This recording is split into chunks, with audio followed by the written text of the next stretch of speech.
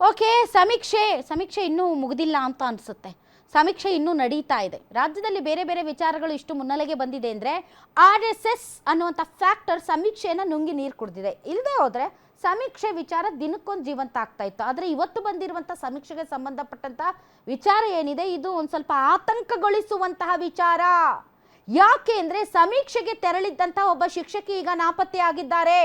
Kolar taluk KB Hosahalli ಶಾಲಾ ಶಿಕ್ಷಕಿ ನಾಪತ್ತೆಯಾಗಿದ್ದಾರೆ. ಅವರು ನಾಟ್ ರೀಚಬಲ್ ಆಗಿದ್ದಾರೆ, ಅವ್ರ ಸಂಪರ್ಕ ಸಿಗ್ತಾ ಇಲ್ಲ ಅನ್ನುವಂಥ ಒಂದು ಕಂಪ್ಲೇಂಟ್ ಇದೀಗ ಬರ್ತಾ ಇದೆ. ಕೋಲಾರ ತಾಲೂಕು ನರಸಾಪುರ ಗ್ರಾಮದಲ್ಲಿ ಸಮೀಕ್ಷೆ ಮಾಡೋದಕ್ಕೆ ಹೋಗಿರುವಂತಹ ಶಿಕ್ಷಕಿ ಅಖ್ತರ್ ಬೇಗಂ 50 ವರ್ಷ ನಾಪತ್ತೆಯಾಗಿದ್ದಾರೆ.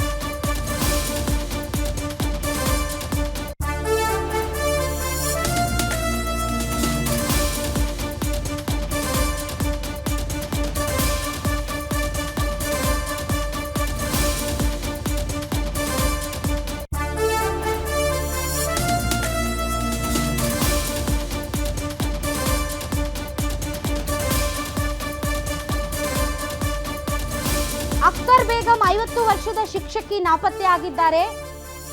ಆಕೆ ಸಮೀಕ್ಷೆಗೆ ಅಂತ ಹೋಗಿದ್ರು. ಕೋಲಾರ ತಾಲೂಕಿನ ನರಸಾಪುರ ಗ್ರಾಮದಲ್ಲಿ ಸಮೀಕ್ಷೆ ಮಾಡ್ತಾ ಇದ್ರು ಅಖ್ತರ್ ಬೇಗಂ. ಆದರೆ ಈಗ ನಾಪತ್ತೆ ಆಗಿದ್ದಾರೆ ಅನ್ನುವಂಥ ಸುದ್ದಿ ಬರ್ತಾ ಇದೆ. ಸಮೀಕ್ಷೆಗೆ ಅಂತ ಹೋದಂತಹ ಶಿಕ್ಷಕಿ ಮನೆಗಿನ್ನೂ ವಾಪಸ್ ಬಂದಿಲ್ಲ. ನಿನ್ನೆ ಬೆಳಿಗ್ಗೆಯಿಂದಲೂ ಕೂಡ ಸಂಪರ್ಕಕ್ಕೂ ಸಿಗ್ತಾ ಇಲ್ವಂತೆ ಶಿಕ್ಷಕಿ. ಮೊಬೈಲ್ ಮನೆಯಲ್ಲಿಟ್ಟು ID ಕಾರ್ಡ್ ತೆಗೆದುಕೊಂಡು ಮೊಬೈಲಲ್ಲಿ ಎಲ್ಲ ಮಾಡಬೇಕಲ್ಲ, ಮೊಬೈಲ್ ಆ್ಯಪಲ್ಲೇ ಅಲ್ವಾ ಸಮೀಕ್ಷೆ ಮಾಡ್ತಾ ಇರೋದು.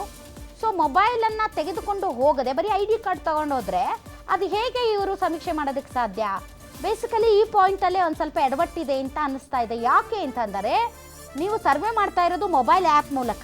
ಸೊ ಮೊಬೈಲೇ ಇಲ್ಲದೇನೆ ಮೊಬೈಲನ್ನು ಮನೆಯಲ್ಲಿಟ್ಟು ಅಖ್ತರ್ ಬೇಗಂ ಅವರು ಬರೀ ID ಕಾರ್ಡ್ ತಗೊಂಡು ಹೋಗಿದ್ದಾರೆ ಅಂದರೆ ಇಲ್ಲೇ ಒಂದು ಸ್ವಲ್ಪ ಅನುಮಾನ ಬರುತ್ತೆ, ಅವ್ರು ಸಮೀಕ್ಷೆಗೆ ಹೋದ್ರಾ ಇಲ್ವಾ ಅಂತ. ಬಿಕಾಸ್ ಸಮೀಕ್ಷೆ ಮಾಡಬೇಕಾಗಿರೋದು ಮೊಬೈಲ್ ಆ್ಯಪ್ ಮೂಲಕ, ಅದಕ್ಕೆ ಮೊಬೈಲ್ ಬೇಕೇ ಬೇಕು. ಬೇಗಂ ಶಿಕ್ಷಕಿಗಾಗಿ ಇಲಾಖೆಯ ಅಧಿಕಾರಿಗಳು ಮತ್ತು ಕುಟುಂಬಸ್ಥರು ಈಗ ಹುಡುಕಾಟ ನಡೆಸ್ತಾ ಇದ್ದಾರೆ.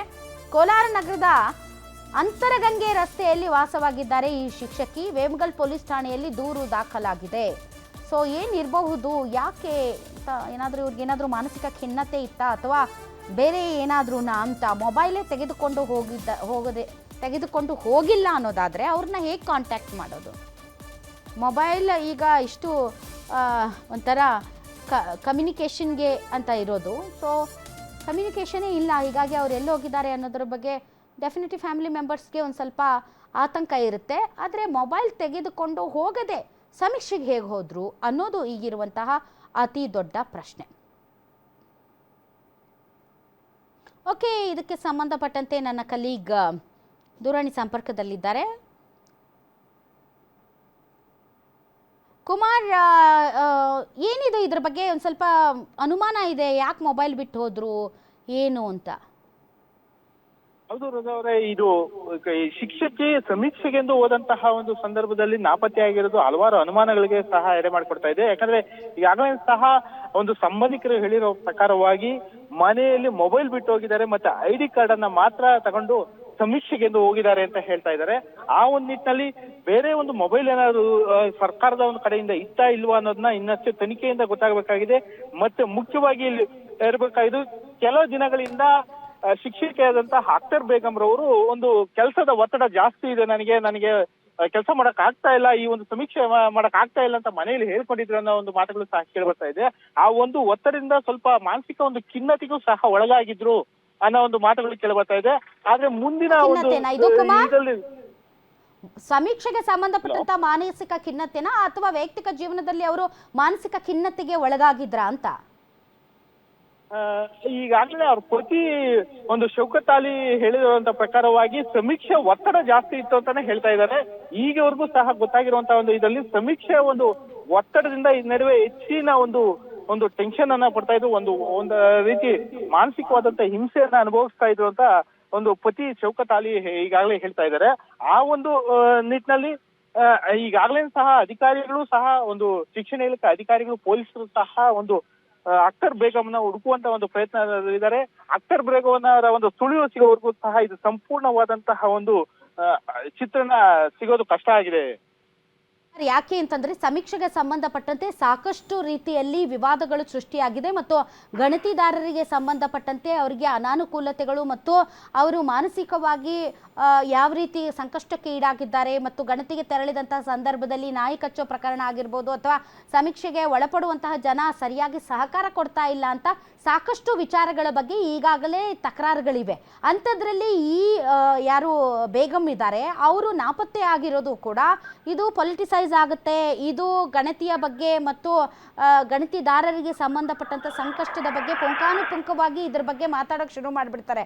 ಹೀಗಾಗಿ ಈ ವಿಚಾರದಲ್ಲಿ ಸರಿಯಾದ ಮಾಹಿತಿಯ ಅಗತ್ಯ ಇದೆ, ಸರಿಯಾದ ಮಾಹಿತಿ ಕೊಡಬೇಕಾದಂಥ ಅಗತ್ಯ ಇದೆ. ಸೊ ನಾಪತ್ತೆ ಆಗಿರೋದು ಸಮೀಕ್ಷೆಯಿಂದನಾ ಅಥವಾ ಬೇರೆ ಪರ್ಸ್ನಲ್ ರೀಸನಾ, ಮೊಬೈಲ್ ತಗೊಳ್ದೆ ಅವ್ರ ಸಮೀಕ್ಷೆಗೆ ಹೇಗೆ ಹೋದ್ರು, ಈ ಥರದ ಹಲವಾರು ಪ್ರಶ್ನೆಗಳಿಗೆ ಉತ್ತರ ಸಿಗಬೇಕಾಗಿದೆ ಕುಮಾರ್. ಹೌದು ಅವರೇ, ಈಗಾಗಲೇ ಸಹ ಬಹುತೇಕವಾಗಿ ಕುಟುಂಬಸ್ಥರು ಹೇಳ್ತಾ ಇರುವಂತಹ ಪ್ರಕಾರವಾಗಿ ತೆಗೆದುಕೊಳ್ಳೋದ್ರೆ ಕುಟುಂಬಸ್ಥರು ಸಮೀಕ್ಷೆಗಾಗಿ ಹೋಗಿರೋದೇ ಅಂತಾನೆ ಕಡಾಖಂಡಿತವಾಗಿ ಹೇಳ್ತಾ ಇದ್ದಾರೆ. ಸಮೀಕ್ಷೆಯಿಂದ ಸಹ ಒಂದು ಶಿಕ್ಷಕಿ ನಾಪತ್ತೆ ಆಗಿರೋದು ಸಮೀಕ್ಷೆಗೆ ಅಂತ ಹೇಳಿ ಸಹ ಮನೆಯಿಂದ ಹೋಗಿರುವಂತದ್ದು ಅಂತ ಹೇಳ್ತಾ ಇದ್ದಾರೆ. ಆದ್ರೆ ಬೇರೆ ಮುಂದಿನ ಅವರ ಒಂದು ಹಾದಿ ಸಿಗೋವರೆಗೂ ಎಲ್ಲಿ ಹೋಗಿದ್ದಾರೆ ಮತ್ತೆ ಅವರ ಒಂದು ಸುಳಿವು ಸಿಗೋವರೆಗೂ ಸಹ ಇದರ ಸಂಪೂರ್ಣವಾದಂತಹ ವಿವರ ಒಂದು ತನಿಖೆಯಿಂದಾನೇ ಗೊತ್ತಾಗಬೇಕಾಗಿದೆ. ಥ್ಯಾಂಕ್ ಯು ಕುಮಾರ್, ನಿಮ್ಮ ಎಲ್ಲ ಮಾಹಿತಿಗಾಗಿ. 50 ವರ್ಷ ಅಂದರೆ ಇನ್ನೊಂದು 10 ವರ್ಷದಲ್ಲಿ ರಿಟೈರ್ಡ್ ಆಗ್ತಾ ಇದ್ರು. ಅವರಿಗೆ ವೈಯಕ್ತಿಕವಾಗಿ, ಮಾನಸಿಕವಾಗಿ ಮತ್ತು ದೈಹಿಕವಾಗಿ ಏನಾದರೂ ಅನಾರೋಗ್ಯ ಕಾಡ್ತಾ ಇತ್ತಾ? ಸಮೀಕ್ಷೆಗೆ ಅವರು ಮಾನಸಿಕವಾಗಿ ದೈಹಿಕವಾಗಿ ರೆಡಿ ಇರಲಿಲ್ವಾ? ಇದಕ್ಕೆ ಸಂಬಂಧಪಟ್ಟಂತೆ ಅವರೇನಾದರೂ ನನ್ನನ್ನು ಈಗ ಸಮೀಕ್ಷೆಯಿಂದ ಕೈ ಬಿಡಿ ಅಂತ ಕೇಳ್ಕೊಂಡಿದ್ರಾ ಮತ್ತು ಸಮೀಕ್ಷೆಯಿಂದ ಅವರು ಭಾರಿ ಒತ್ತಡಕ್ಕೆ ಒಳಗಾಗಿದ್ರಾ? ಇವೆಲ್ಲ ಫ್ಯಾಕ್ಟರ್ಸು ಕೂಡ ಚರ್ಚೆ ಆಗುತ್ತೆ. ಆದರೆ ಎಲ್ಲೇ ಇರಲಿ ಬೇಗಂ ಅವರು ಸೇಫ್ ಆಗಿರಲಿ ಅನ್ನೋದೇ ಗ್ಯಾರಂಟಿ ನ್ಯೂಸ್ನ ಆಶಯ.